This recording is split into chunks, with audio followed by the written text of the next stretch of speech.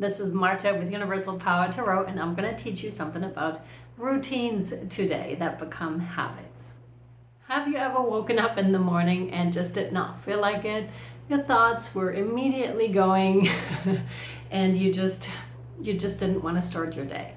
Well, this is where routines come in that then turn into healthy habits. It's really important to have healthy routines to achieve goals that you've set, and also in trauma work it is extremely important to have those in place. As James Clear says in his book Atomic Habits, you do not rise to the level of your goals, you fall to the level of your systems. And what he means by this is if you don't have healthy habits in place, that takes you down really quick. You can have the best goals in mind, the most amazing things. If you don't have the habits in place to support these goals, it's not gonna happen for you, because it happens on a daily basis, right? It's a daily effort that we put in to get to where we want to be. So if we're talking about healing journey, you need healthy habits, because they literally, when you have formed them, which takes about 2 to 3 weeks for them to actually click in and for your body to know, oh, that's what we're doing. We're not even questioning it anymore. For example, getting out of bed in the morning without any fuss, not even allowing any thoughts, and immediately making your bed is an absolute game changer. Jordan Peterson, amongst other people, has talked about this a lot. Make your bed, keep your room clean. It's as simple as that. Now, for some of us, it's just not as simple, but we can start smaller. That's also something he's talking about, fighting the smallest dragon possible. Well, if you can start with just making your bed in the morning, even if you go straight back in it, if that's your first thing, your first accomplishment of the day, then so be it. And then you can just go from there. For example, meal prep, because you then support your body with the nutrition, with the right minerals, that it needs to be healthy. That makes a huge difference. Cut out your sugar, right? To a certain extent that you're comfortable with, but that really messes up your hormones, that messes with your sleep. So look at these things. Too much caffeine is another one. Anything that excites you too much, it may not be a good idea to do, especially when we're talking about the healing work and trauma work. You want to keep that level of adrenaline, that level of cortisol, you want to keep it kind of at bay. So maybe you try some tea and make that a habit. And I found particularly meal prep to be a really good idea, because you just have it there and then you would eat it versus having to prepare it every day.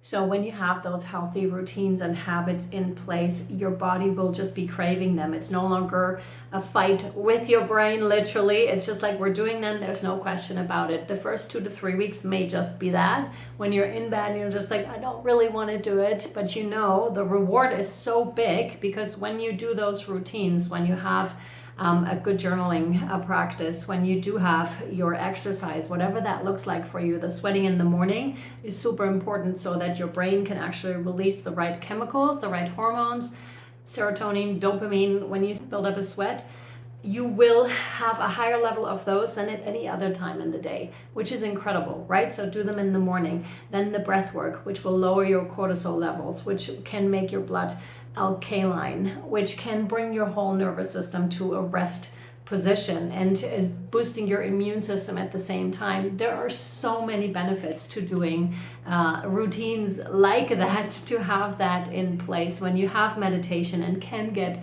peace of mind straight in the morning. Because again, when you do it in the morning, you're already at this level vibration, versus if you did them later in the day, which is also a possibility, but it's just sometimes much harder to reach those states. And when we're talking about hormones, it is indeed sometimes more impossible to reach those states because of hormone levels than it is if you did them straight in the morning. No questions, out of bed, this is what I do.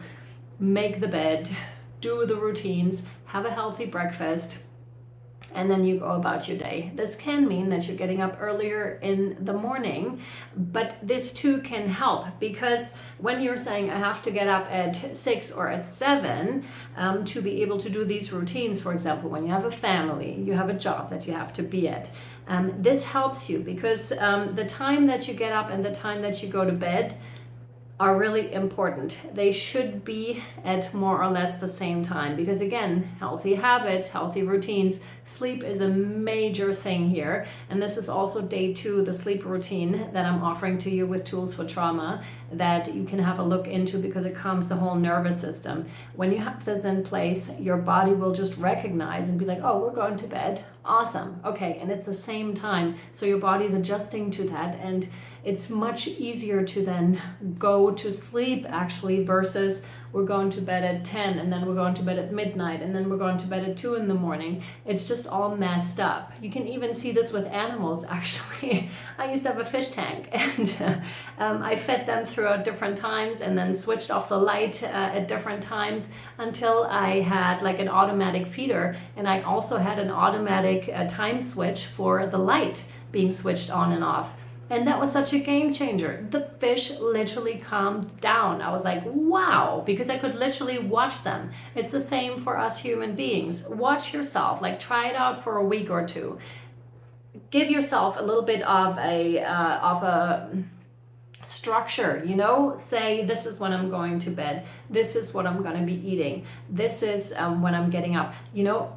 Really make it clear to yourself what that is, and Tools for Trauma can definitely, you know, help you with these routines and find out what actually works for you, what you like to be doing, because that's another thing. You will have to do something that you actually like, okay, for it to become your practice. Obviously, you won't love everything that you do. That's just not realistic in life. But for the majority of it, those routines should be short, should be something that you like, and should be something that is easily doable every day. So these routines I'm offering you in Tools for Trauma are actually 7 different routines that you can then switch up to your liking, which is a really cool thing to have, because then you can see this is actually working for me, this isn't working for me so well, let's stick with that, that's perfect. So they're all fairly short, they don't exceed longer than an hour, which is exactly what you want. So I'm inviting you here right now to join this beautiful workshop. 7-day workshop includes 33 videos that are specifically targeted for you to find healthy routines, but also specifically targeted towards people that suffer from anxiety, stress, high levels of stress, panic attacks, CPTSD and PTSD, so that you help alleviate those symptoms, okay? So dive right in, link is down below. I'll see you either over there, and if not, I still hope that this video was helpful to you. Sending you so much love. Thank you for being here. Bye.